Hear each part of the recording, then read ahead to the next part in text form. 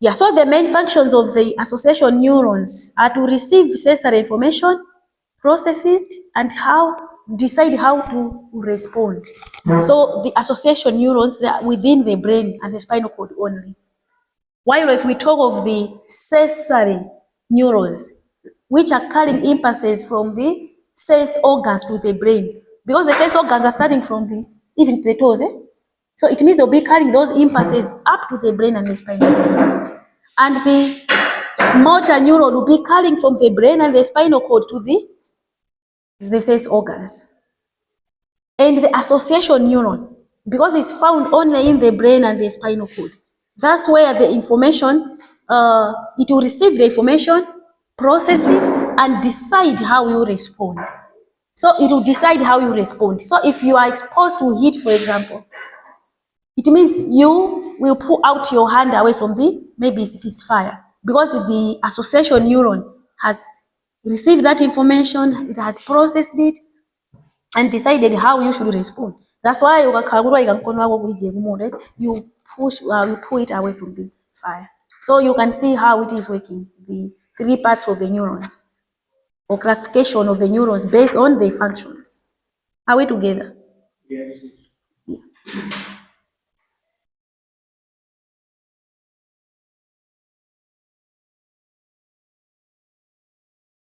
So let's look at classification of neurons based on structure of the neurons. Classification. The first one was classification of neurons based on functions, their functions. So the second one is based on structure. Classification of the neurons based on structure. So there are also three types of neurons based on structure. We have unipolar, bipolar, and multipolar neurons. Unipolar, uni means one, bi means two, bipolar. And multipolar neurons means many. Unipolar, bipolar, and multipolar.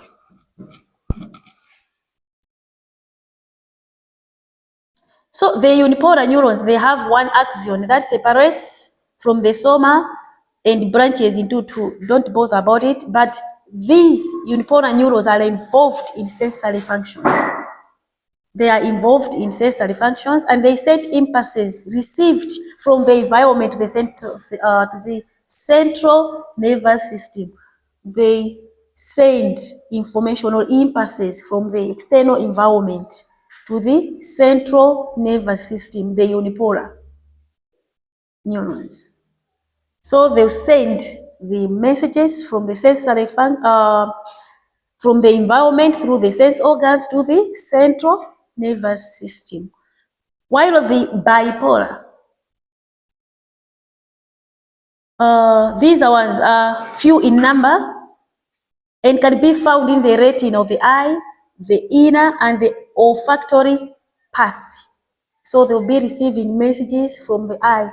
They are found in the eye of the retina, the inner ear and the olfactory path.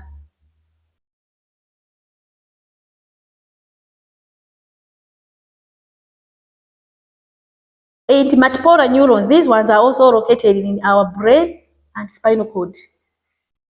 The unipolar neurons. So of course I had the structures, how they look like, but when I send the notes, I'm sure you'll be able to see the difference between unipolar, bipolar, and multipolar. I hope so. But the thing we are looking at is how they are carrying messages from point A to point B. Yeah.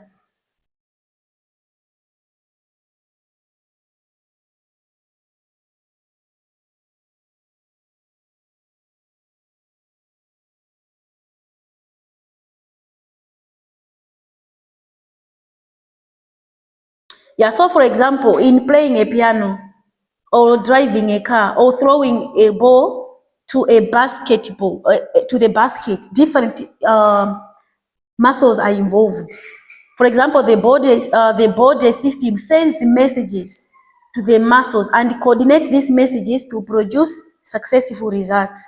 If you want to throw a ball in a basket, It means there'll be communication messages moving from the brain maybe to the muscles which are responsible to make you throw the ball into the basket. So such messages are passed through specialized cells, which are the neurons. The neurons that we just discussed. Those messages from the brain, if you want to throw a ball into, or maybe you want to play a piano.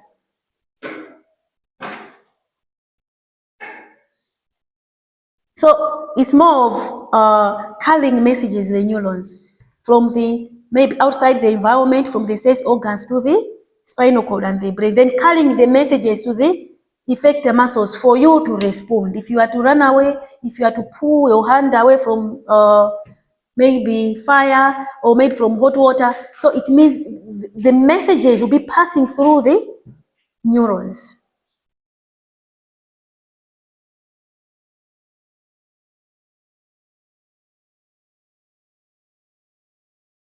So let's look at endocrine system. Endocrine system. Endocrine system.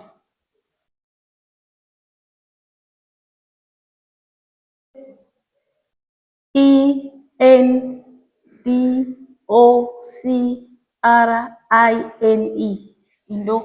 Endocrine system.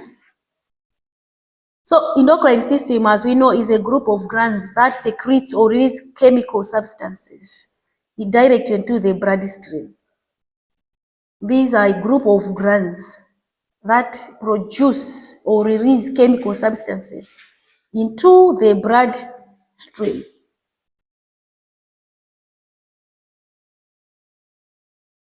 So we know the endocrine systems, they produce hormones. And these hormones will influence how certain parts of the body or how a human being will behave. The endocrine system, they have glands, a group of glands. And these glands, they secrete chemicals called hormones. And these hormones will influence or affect different parts of the body or how we respond to stimulus. So we have different parts of the, we have different types of glands, the pituitary glands, thyroid glands, pancreas, ovaries, adrenal glands. I'm sure you can recall.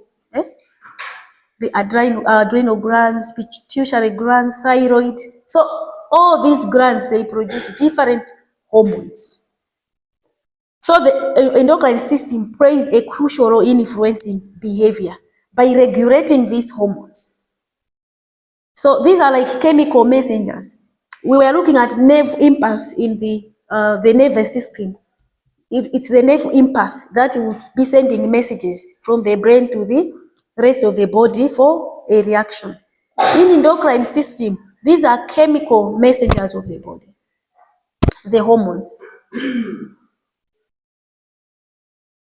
So these hormones affect various parts of the body, and also they affect how a human body or a person functions.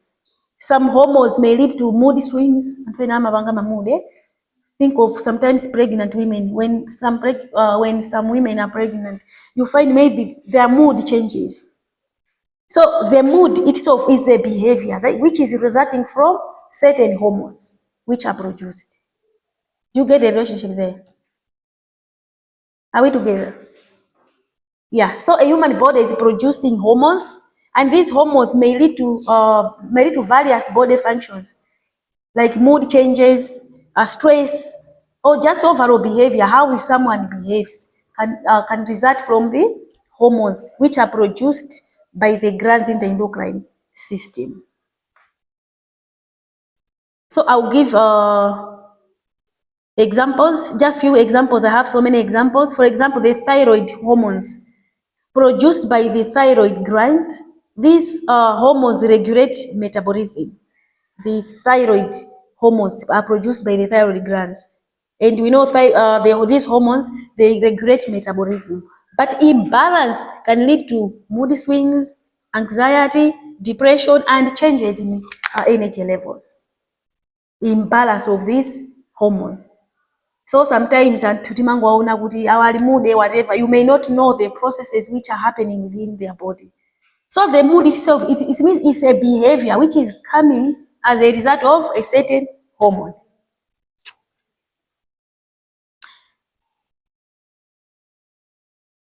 So another hormone is cortisol, which is produced by the adrenal glands, and it is called stress hormone.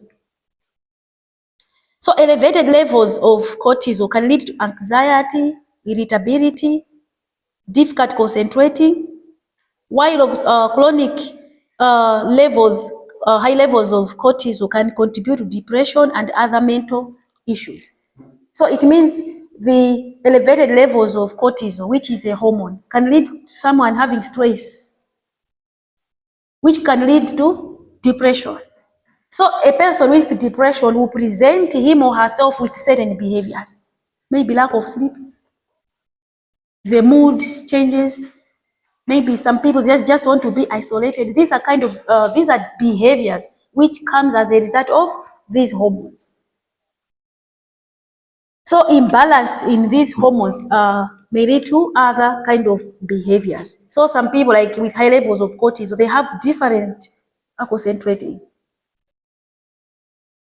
Like they just can't concentrate on whatever they are doing. So we also have estrogen and progesterone, which is produced by ovaries and plays a crucial role in female reproductive health.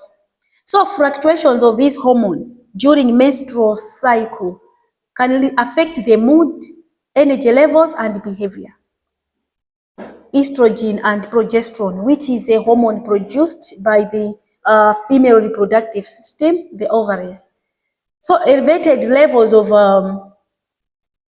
or fluctuations of these hormones, if they are not balanced, it may cause mood changes. Someone may have maybe mood swings, the energy levels, and also the behavior of a person. So some people, when they are in their periods, sometimes they may have some mood changes. It happens, but it's because of the hormones. It's not their own making, or you plan to behave that way. So thyroid hormones produced by thyroid gland and the imbalance can lead to mood swings, anxiety, depression, I think I mentioned, and adrenaline, the famous adrenaline. I guess you know adrenaline, you can remember adrenaline. What's the function of adrenaline? Eh?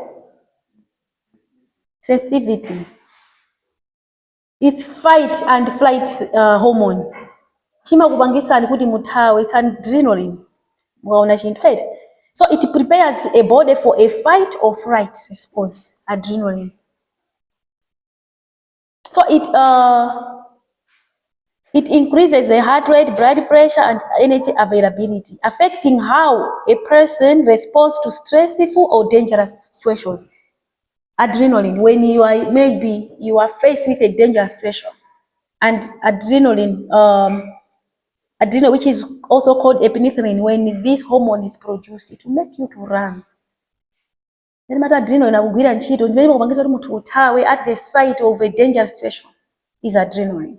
So now you can see how the endocrine system is affecting the behavior of a person. So the response is coming as a result, or the behavior is coming as a result of these hormones which are produced. So now you see the relationship between the endocrine system and behavior. Are we together?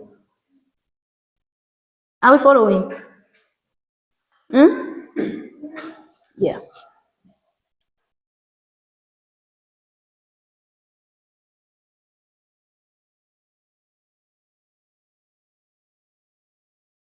So let's look at genetic influence on behavior. Genetic, some kind of behaviors that people display are a result of genetics. Something which is hereditary, you inherit it from your parents.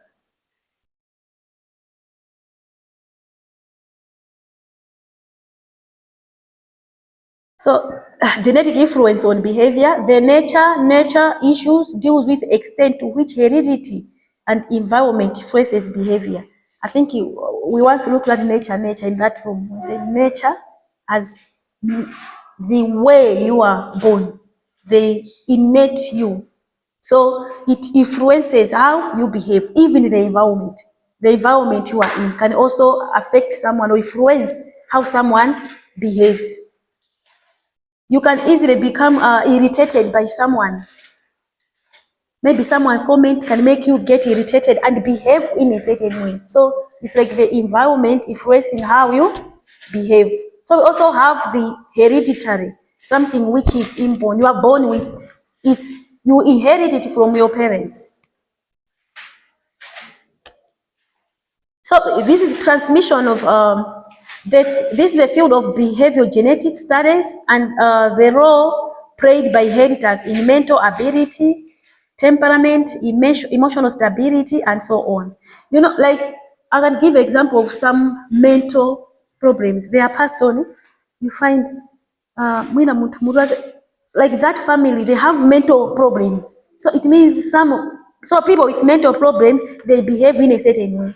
And you find everyone or most of these members in that family, they behave in that way. It means that mental issue is passed on from their parents to, yeah, to the offspring.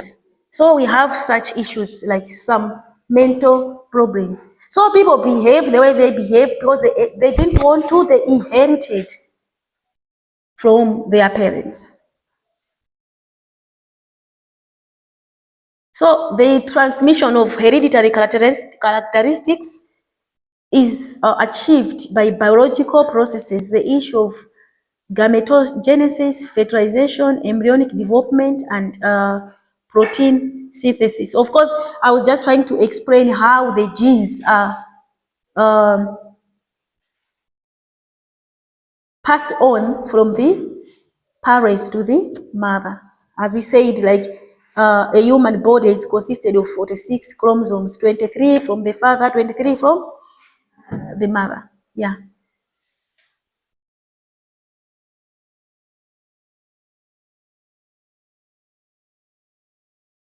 So there are some behaviors such as alcoholism, schizophrenia, and general intelligence have shown to be both genetic and environmental components.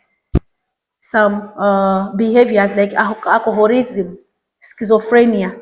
Schizophrenia is a chronic mental health disorder, and it affects how a person thinks, feels, and behaves. Schizophrenia. So it is both. It can be both environmental or genetic, which can lead to schizophrenia or alcoholism, or even the issue of intelligence. Some people are born naturally intelligent. For other people, they need to study hard, attend classes. That's when they can do well in class. So that's how we can relate the genetic makeup to behavior. So it means it can be passed on to the next generation.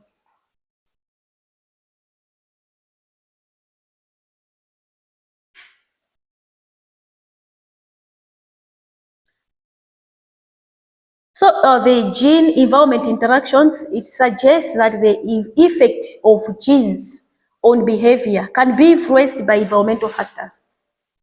So the effect of genes on behavior can also be influenced by environmental factors. So the environmental factors, sometimes because you have that gene, but maybe somehow controlled, but due to the environment, how people treat you, how you're interacting with people, it can trigger certain kind of behaviors. So for instance, a person might have a genetic predisposition for aggression, can have a genetic predisposition for a particular trait such as aggression. But whether this trait is expressed can depend on environmental influences like upbringing or stress. Some people may have this genetic trait or genetic predisposition of aggression, just naturally aggressive. But sometimes it is also influenced by the environmental factors. It can be triggered. So some people, they have these genes of aggression, but due to the environmental factors, the people around you can trigger the person to be aggressive. So twin studies and adoption studies. So these studies are commonly used to assess the genetic influence on behavior, like twin studies. For example, identical twins who shares 100% of their genes tend to have more similar behaviors. True or false? Identical, yeah, identical twins. So you can see it is something to do with the genes. But for fraternal twins who share about 50% of the genes may have a bit different behaviors because they share only about 50% of their genes. But for twins, for identical twins, they share actually 100% of their genes. And in most cases, you find their behavior is the same.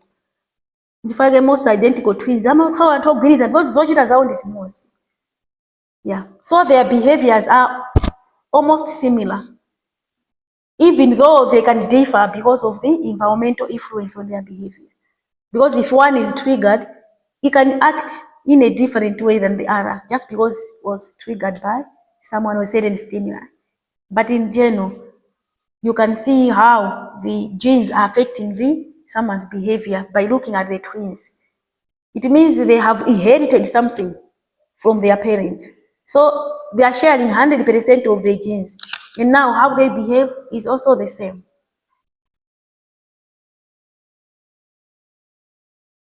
So mental health issues like schizophrenia, bipolar disorder, and depression, they also have a strong genetic component. Depression, it also has a genetic component. Some people, but they are always depressed. It's also something to do with genetics. And genetic influence on behavior is complex, and it involves interactions between multiple genes and environmental factors. The genetic influence on behavior is complex because sometimes it's influenced, as I said, by the environment. Sometimes you cannot tell whether it's because of the genetic makeup or is the environment which has triggered that kind of behavior. So genetic influence on behavior is complex. But sometimes for the issues of schizophrenia, maybe a family having same mental issues, you can easily tell there is a problem in this family. Are we together? Yeah. So that's the end of Unit 2, the biological foundations of behavior, how the genetics influence behavior, the endocrine system, the hormones, how are they producing behavior, the nervous system, the nerve impulses, the messages moving from the external environment to the brain and back to maybe the muscles or the whole parts of the body, how they are influencing behavior. So I guess you get the key point in the biological foundations of behavior. Like behavior can be caused by the genetics, the hormones, the nervous system can lead to behavior formation. Are we together?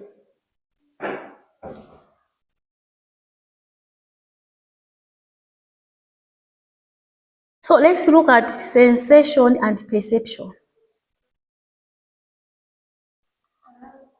Yeah. Yeah.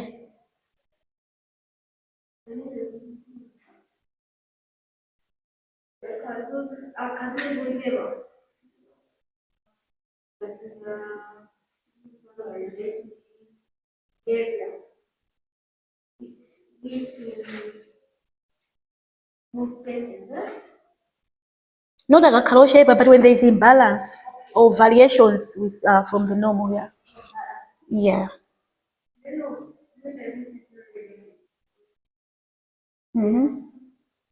Fusan, zikatika nika, we are men, we can help each other.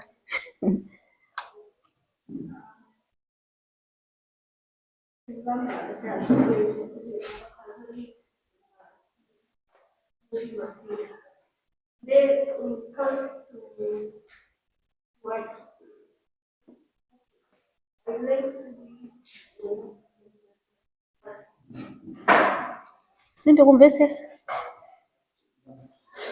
Oh. Hmm. Hormones. Yeah, estrogen and progesterone. Hmm.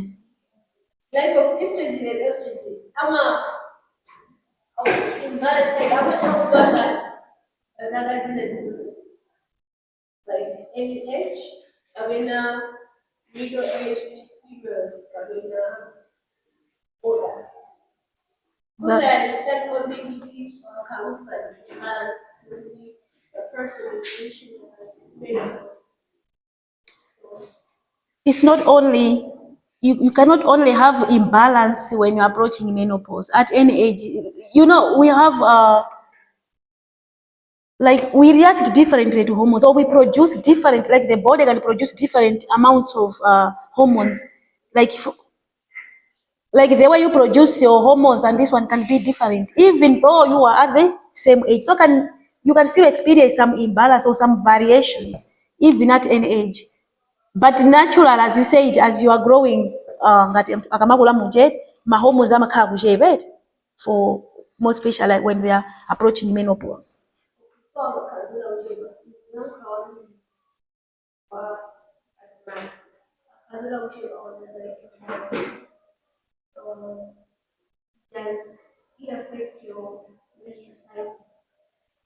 For sure.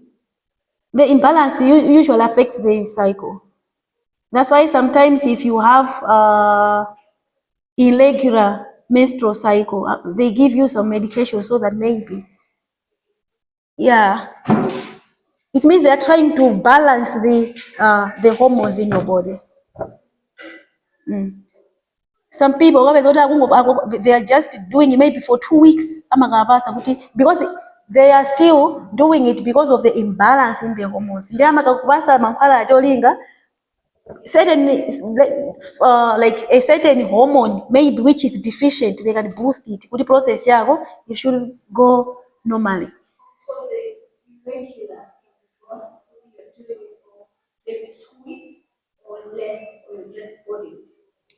It happens, yeah, more same because you know the average length of the periods. I think it's 3 to 7, 3 to 8, but for other people maybe they will do even longer. For other people, like something very irregular. So,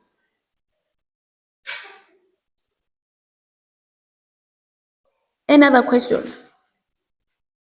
As we move to the next unit, sensation and perception. Let's have 5 minutes break. This is 4 past, 10 past. We start this unit, perception and sensation.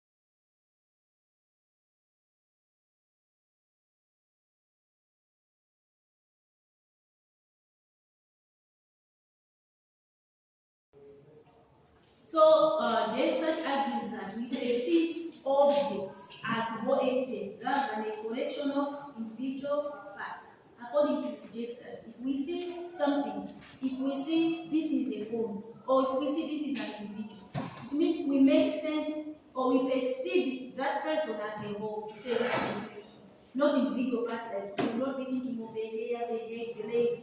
So according to J-Stat, we perceive objects as a whole rather than a collection of parts.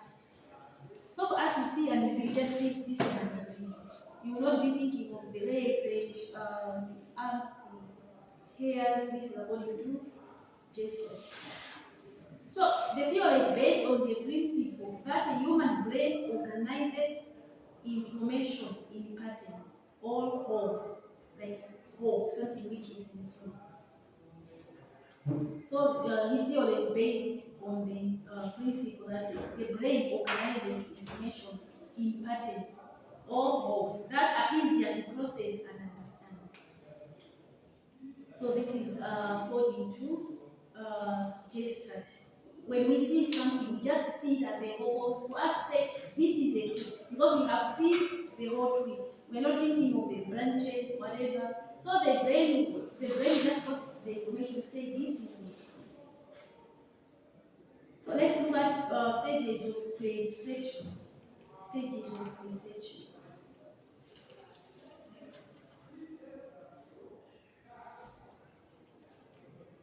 Stages of perception. So the first stage is selection. Selection.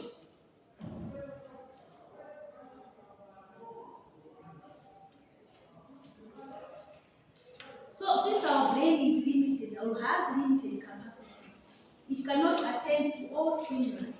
So we unconsciously or cautiously select stimuli and ignore others.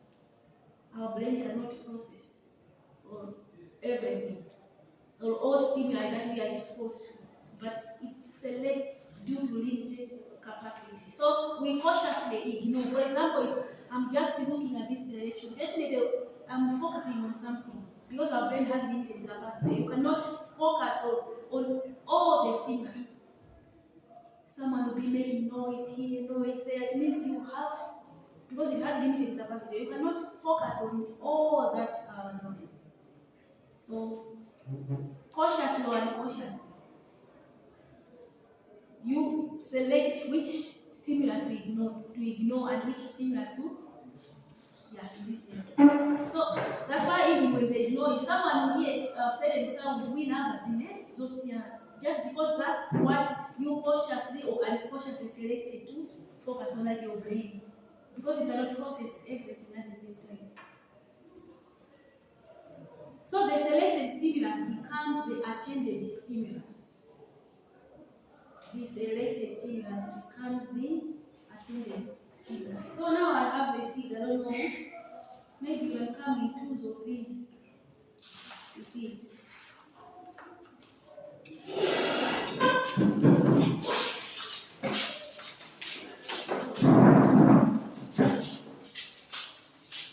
So what it means is, what do you look like? What is it that you can see? For example, figure out.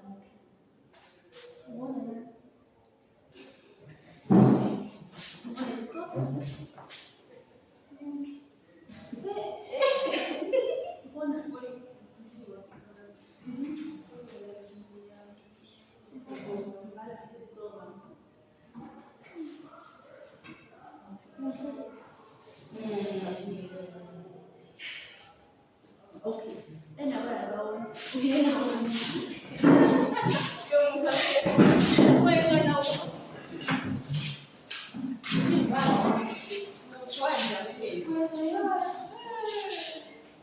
think? What condition?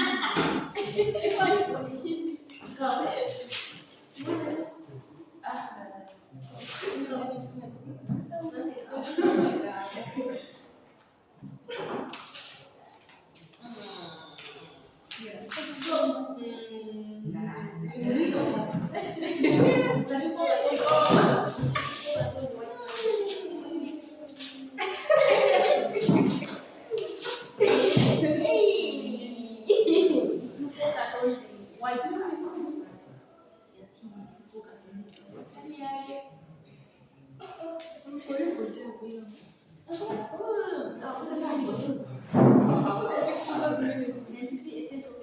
So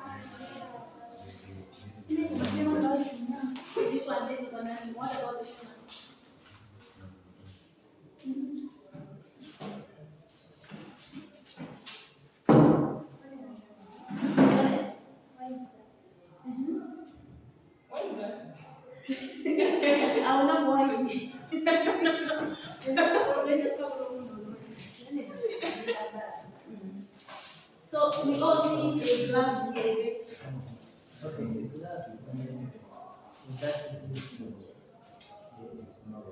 Or something. So can you try to focus on the white part? What do you see?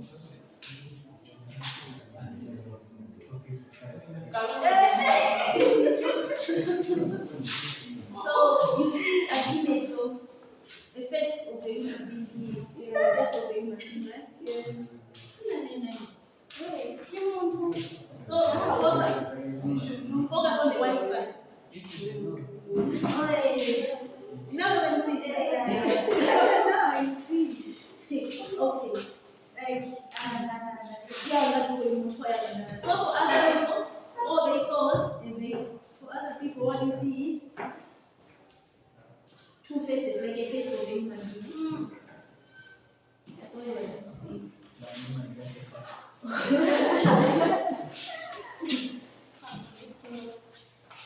Yeah, so that's what we make. That's what I make when I say selection. Because our brain has limited capacity to process everything that you realize. And I started focusing again. I think it's only that at first we saw the face of the human being because that's what her brain was focusing on. So for other people, you see the wine glass, the face of the human being, or a face.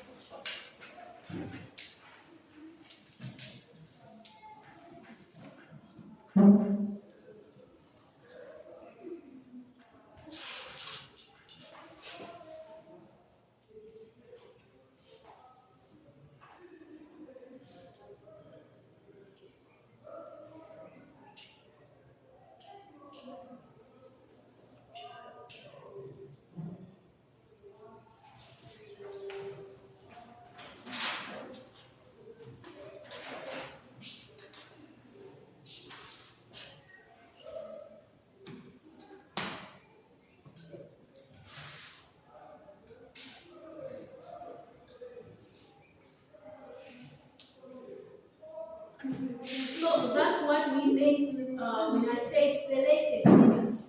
You cautiously or unconsciously focus on a certain stimulus because our brain has limited capacities.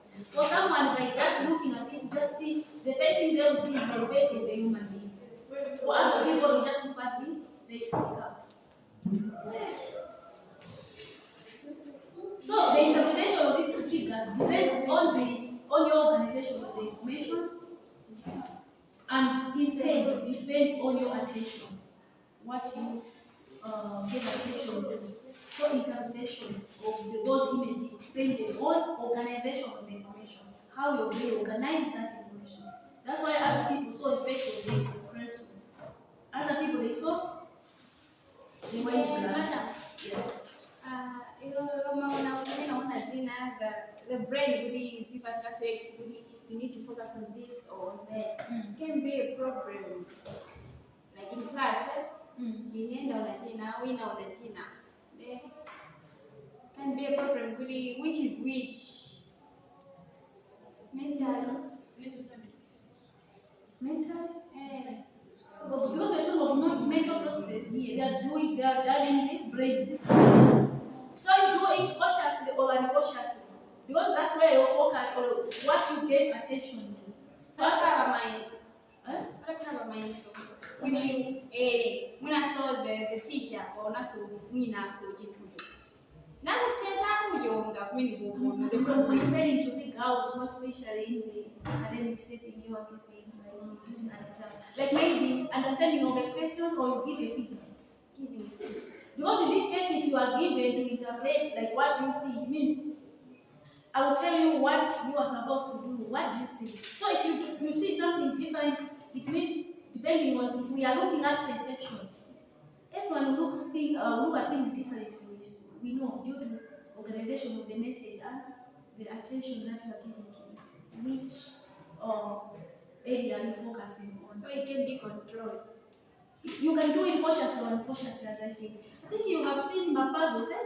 Sometimes, puzzles sometimes. Maybe you are asked, for other people, because it's what you gave attention to. And your brain organize that kind of message and interpret it. So that's why I'm talking of selected perception. Because selected focus. That's why your brain focuses on it. Yeah. I don't know if it's related to the first one.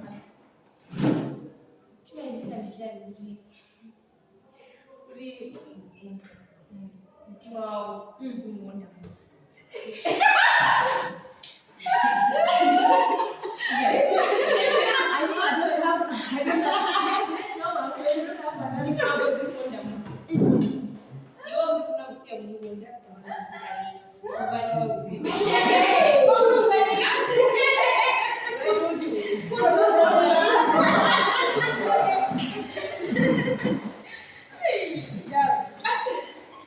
Definitely, I think maybe there's something in your memory that you remember about that person that you can't easily forget about that person.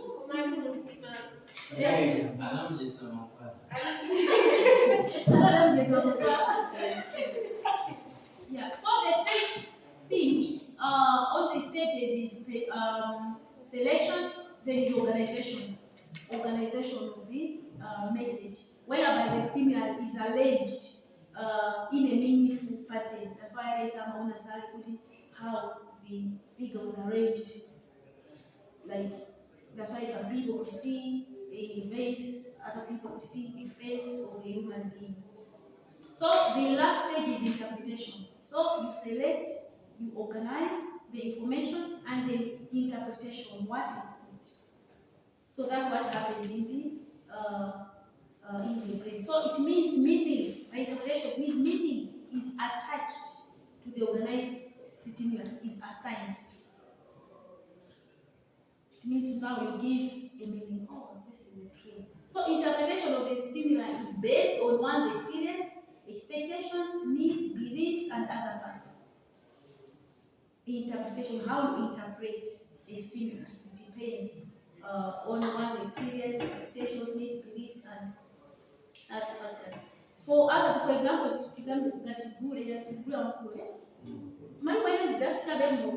because of your experience or culture or your beliefs, what does it show you? But people from other cultures,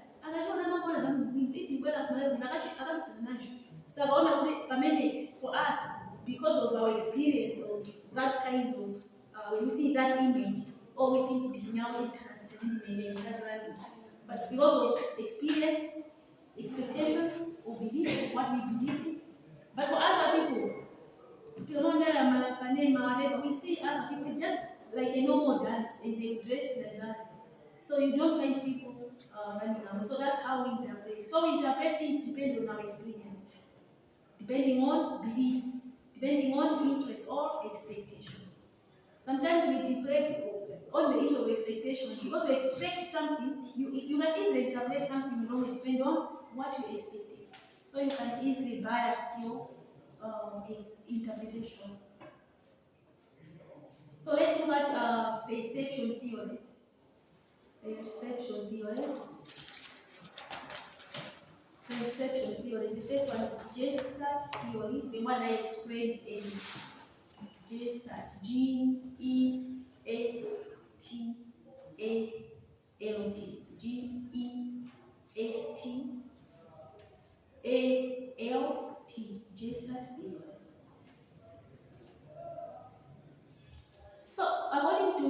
theory.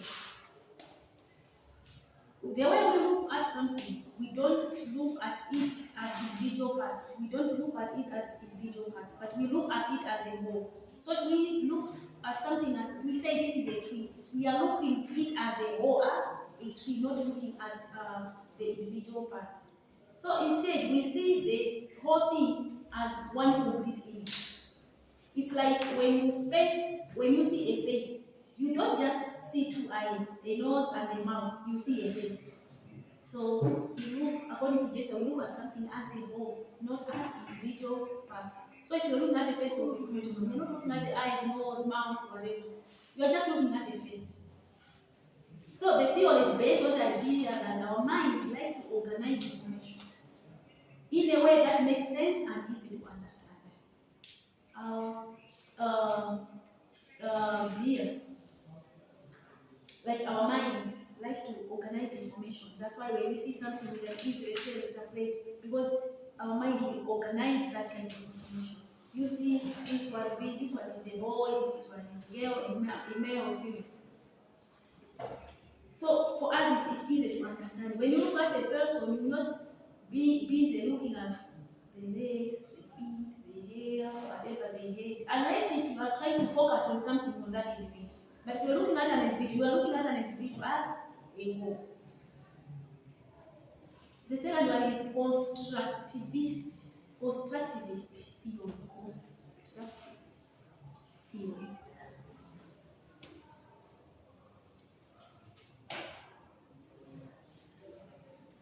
So based on constructivist theory, it says our perception is not only based on what we see, but it is also influenced by our experiences, memories, and knowledge.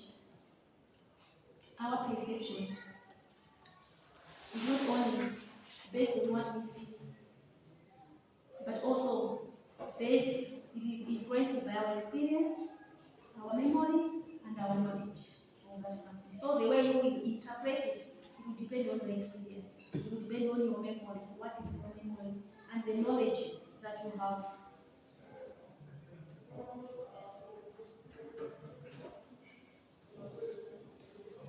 So it means when we look at something, when we look at something, our brain will use the information which is already in our mind to help us explain or interpret what we see. When we look at something, the brain will use the information which is already existing in our mind to interpret something.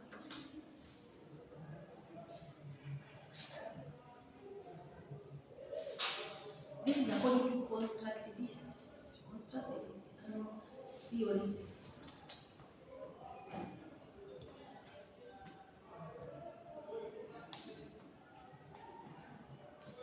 The other one is ecological theory.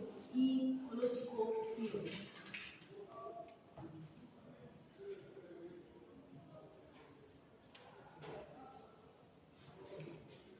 Ecological theory suggests that perception is a direct process. In the way that when we look at something, we can directly understand it without needing to think about it. Ecological theory, it says, when we look at something, we don't have to think about it. No need to think about it. This is according to ecological theory. So we can easily understand and directly understand what we see without any need to think about it. So you just see and you don't think about it. So the theory is based on the idea that our environment provides us with all information we need to perceive things accurately. Our environment provides us with all the information that we need to perceive things differently. So that when we see something, we look at something, we directly understand what it is without maybe thinking about it. What is it?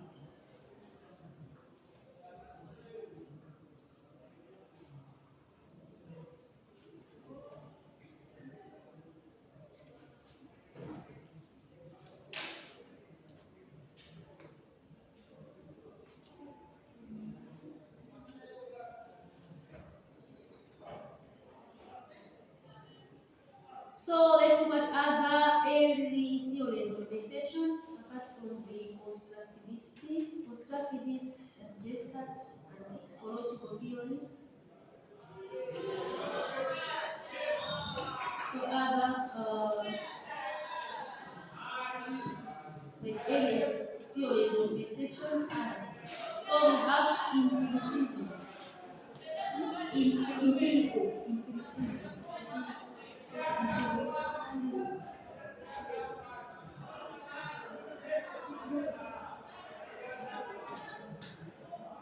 empiricism.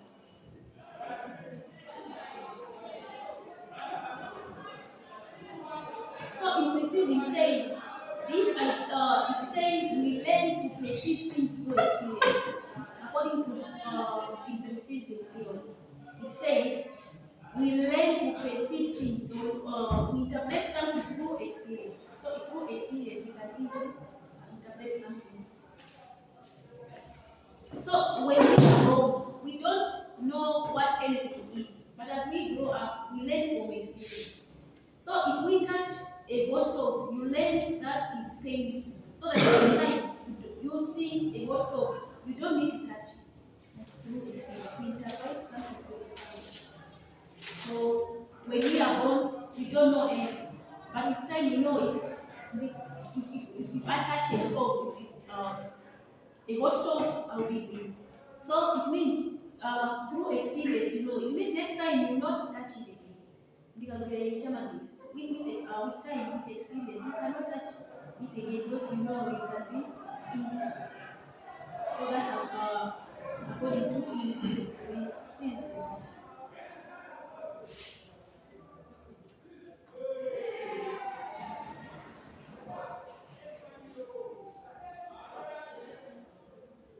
So the other theory is nativism,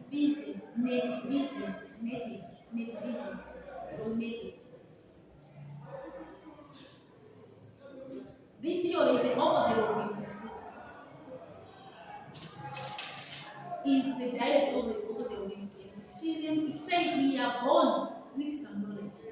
We are not. We don't know anything the moment we are born. But nativism says we are born with some knowledge about the world, and we don't have to learn everything from scratch. That's why some things just come naturally to us.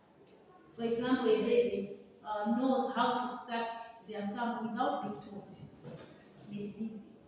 So we are born with experience. We are born with knowledge.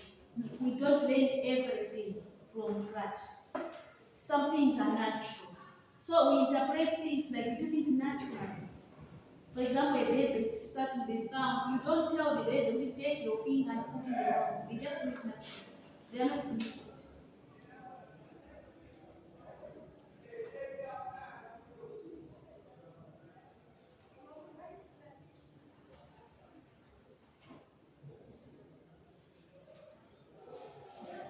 Yeah. So that's all about perception theories. So perception is basically how we see and understand things around us. How we see things and understand how we interpret things that we see around us.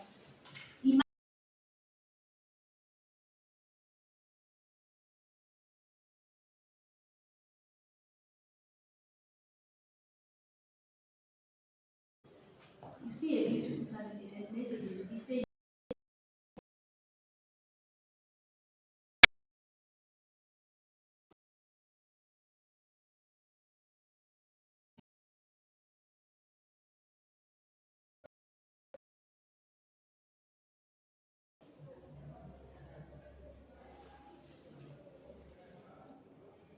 so what factors influence perceptions? I think you have mentioned it several times. Factors that can influence perception.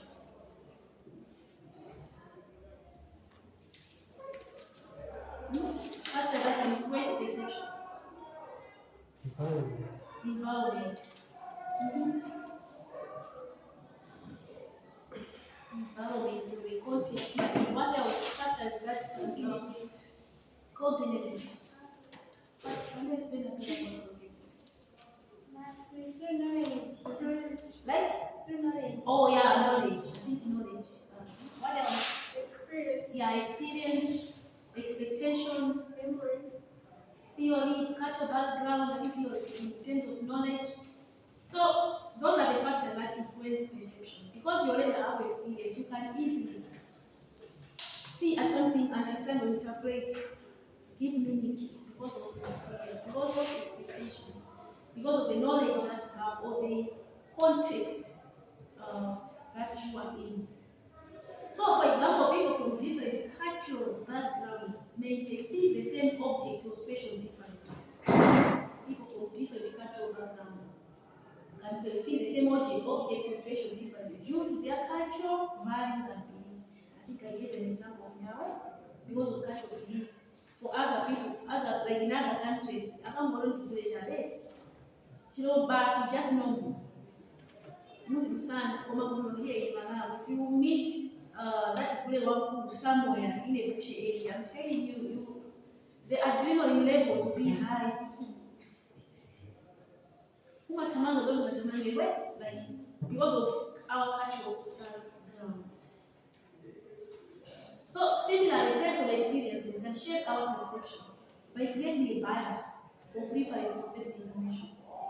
Because you have some knowledge, it creates a bias. So you easily give meaning because you already have experience.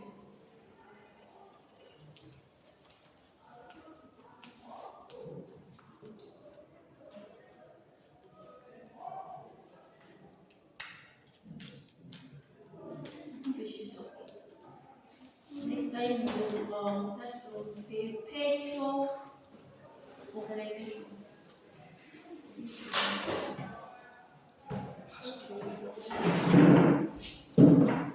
So next week I'll give you group assignments. So next week we'll discuss the class we need to prepare, and I'll attach 10 marks to the assignment, to the main assignment, for those who will participate. So I'll send it on the